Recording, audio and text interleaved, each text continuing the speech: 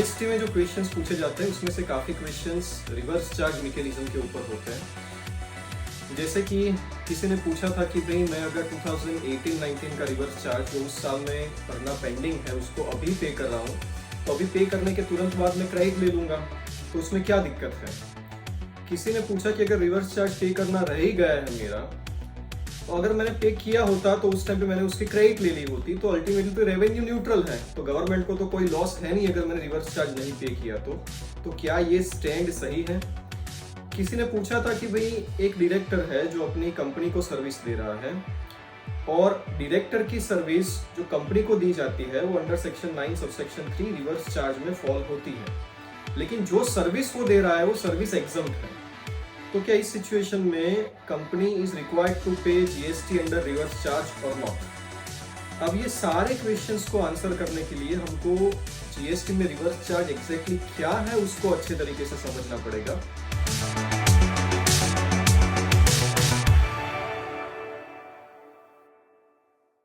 तो आज के वीडियो में मैं यही कोशिश करूंगा कि I explain the reverse charge mechanism clearly, so that ये जो इसके आसपास के क्वेश्चंस हैं वो हमारे मन में एकदम क्लियरली उसका आंसर आ जाए।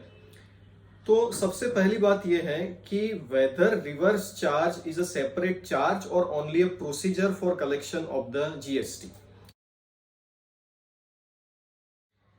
देखिए, ऐसा है कि किसी भी टैक्सिंग स्टैट्यूट में चार्ज क्रिएट करने के लिए 4 चीजों का होना जरूरी है।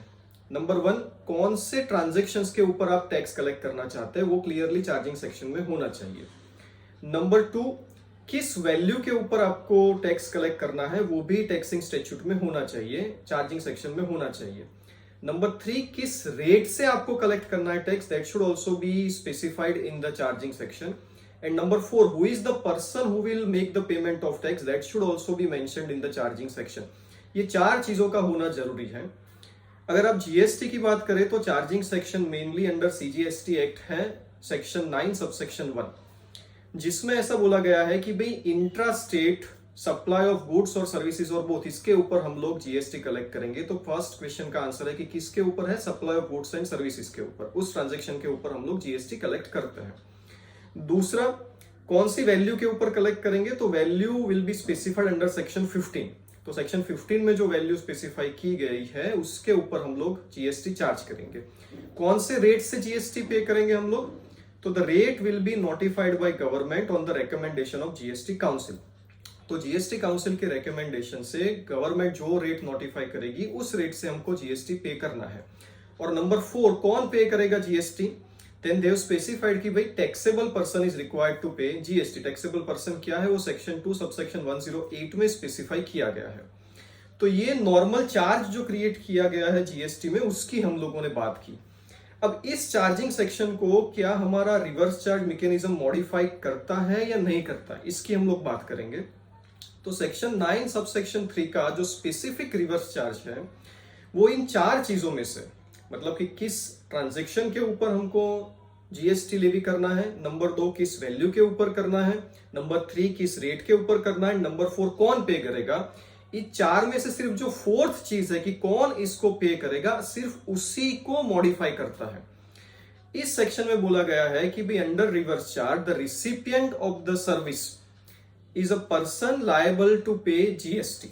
मतलब कि पहली जो 3 चीजें हैं, ट्रांजैक्शन, वैल्यू और रेट, उसको बिल्कुल भी रिवर्स चार्ज मैकेनिज्म टच नहीं करता है।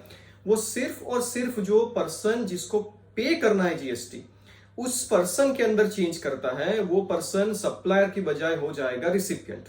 तो अगर जो सर्विसेज है वो सेक्शन 9 सबसेक्शन 3 के नोटिफिकेशन के अंदर फॉल होती है, सप्लायर जो स्पेसिफाई किया गया है उस सेक्शन में वो है, रिसिपिएंट जो स्पेसिफाई किया गया है वो है, then under reverse charge under section 9 subsection 3 the recipient is required to make the payment of tax. Recipient को इसका टैक्स पे करना पड़ेगा। ये है जीएसटी का रिवर्स चार्ज मैकेनिज्म। तो सीधी बात यह है कि रिवर्स चार्ज मैकेनिज्म कोई सेपरेट चार्ज नहीं है, ये सिर्फ जीएसटी कलेक्शन की अलग मेथड है। अगर कोई चीज फॉरवर्ड चार्ज में होती तो उसमें ऐसा होता कि भाई मिस्टर ए ने मिस्टर बी के ऊपर इनवॉइस रेज किया 100 रुपीज पर ₹100 plus ₹18 GST, so ₹118 mister B mister A को पे करेंगे, ₹18 मिस्टर ए गवर्नमेंट को पे कर देंगे। अब यही सर्विस अगर रिवर्स चार्ज में है तो मिस्टर ए मिस्टर बी को सिर्फ ₹100 का इनवॉइस इश्यू करेंगे, मिस्टर बी जो है गवर्नमेंट को खुद ही ₹18 पे कर देंगे और खुद ही उस ₹18 की क्रेडिट ले लेंगे। तो जो भी टैक्स में under reverse charge as a recipient pay करता हूं वो मेरे लिए इनपुट टैक्स है। तो इनपुट टैक्स अगर मेरे लिए है तो इनपुट टैक्स क्रेडिट की जो सेक्शंस है सेक्शन 16 से लेके जो सेक्शन 21 तक है वो सारी सेक्शन भी मुझे एप्लीकेबल हो जाती है। तो जब लोग पूछते हैं कि भाई मैंने अभी तक 18-19 का या 17-18 का रिवर्स चार्ज नहीं पे किया है तो अब मैं पे कर दूं और उसके बाद मैं इसकी अभी क्रेडिट ले लूं तो हो सकता है, तो बिल्कुल नहीं हो सकता। रीजन ये है कि सेक्शन 16 सबसेक्शन 4 हमको लिमिटेशन देती है पीरियड का कि कब तक आप इनपुट टैक्स क्रेडिट ले सकते हैं। उसमें क्लियरली लिखा हुआ है कि due date of filing return for the month of September following the financial year और the date of filing annual return whichever is earlier. तो 17, 18, 18, 19 के लिए दोनों डेट्स चली गई हैं। तो इसका मतलब क्या है, यह है कि मुझे रिवर्स चार्ज नहीं पे करना पड़ेगा उन सालों का जो मैंने ऑलरेडी नहीं पे किया है। तो उसका रिवर्स चार्ज तो मैं पे करूंगा, but as it is input tax for me I can not take the credit under section 16 subsection 4 क्योंकि वो सेक्शन 16 सबसेक्शन 4 की लिमिटेशन में आ जाती है, उसका पीरियड ऑलरेडी एक्सपायर हो चुका है, मैं उसकी क्रेडिट नहीं ले सकता।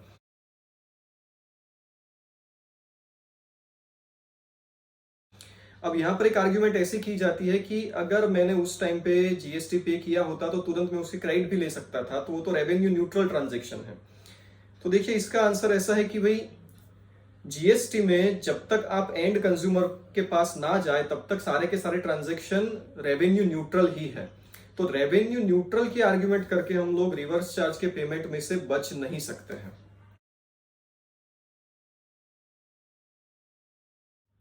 दूसरा क्वेश्चन जो यहां पर था कि डायरेक्टर सर्विस दे रहा है कंपनी को और director service to company is under RCM under section 9 subsection 3, पर ये सर्विस एग्जम्प्ट है। मान लीजिए किसी केस में फॉर एग्जांपल लेट्स से कि जो कंपनी है वो एक हॉस्पिटल है और डायरेक्टर जो है वो एक डॉक्टर है।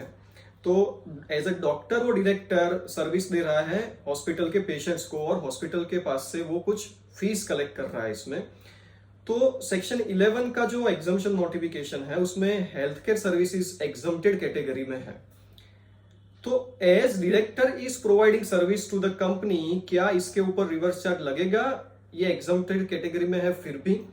तो इसका बहुत ही सिंपल सा आंसर है कि रिवर्स चार्ज जो है वो पेमेंट और रिसिप्ट का मैकेनिज्म है, it is not creating a separate charge. हमको कौन पे करेगा उसको आंसर करने से पहले क्या सर्विस खुद टैक्सेबल है या एग्जम्प्ट है वो देखना पड़ेगा। अगर सर्विस ही एग्जम्प्ट है तो वो फॉरवर्ड चार्ज में आएगी या रिवर्स चार्ज में आएगी, ऐसा कोई क्वेश्चन अराइज होता ही नहीं है, उसके ऊपर जीएसटी पे करने की कोई जरूरत ही नहीं है। डायरेक्टर जो कि डॉक्टर है और कंपनी जो कि हॉस्पिटल है, ये सर्विस ही एग्जम्प्टेड कैटेगरी में है, so there will not be any kind of forward charge और रिवर्स चार्ज। तो कौन पे करेगा उससे पहले 3 क्वेश्चंस का आंसर देना पड़ता है कि कौन से ट्रांजैक्शन के ऊपर जीएसटी है, कौन सी वैल्यू के ऊपर है और कौन से रेट से है। अब यहां पर तो ट्रांजैक्शन जो है वही एग्जम्प्टेड कैटेगरी में है, तो जो चौथी कैटेगरी है कि कौन पे करेगा, that question will not arise. हालांकि डायरेक्टर सर्विस टू कंपनी इसके ऊपर और भी काफी सारे क्राइटेरिया है जिसका मैं किसी अलग वीडियो में एक्सप्लेनेशन दूंगा। But as far as the normal things are concerned, GST की आरसीएम को हम लोग अच्छे तरीके से समझ ले कि आरसीएम जो है ये कोई अलग चार्ज नहीं है।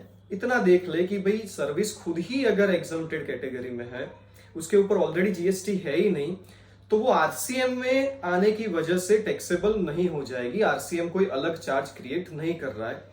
दूसरी चीज, आरसीएम में हम लोग जो भी पेमेंट करते हुए उसका जो टाइम ऑफ सप्लाई है वो अंडर सेक्शन 13 डिटरमाइन होता है और जो सेक्शन 16 सबसेक्शन 4 की इनपुट टैक्स क्रेडिट की लिमिटेशन है उसका जो टाइम पीरियड है वो भी यहाँ पर बिल्कुल एप्लीकेबल होगा। So those things also we need to take care. काफी और भी चीजें हैं आरसीएम के बारे में। अगर आपका इंटरेस्ट इस टॉपिक में कंटिन्यू रहा, अगर आपके कोई क्वेश्चंस आए तो डेफिनेटली इसके ऊपर एक और वीडियो में बनाऊंगा which will be specifically answering the questions that you have. Thank you very much.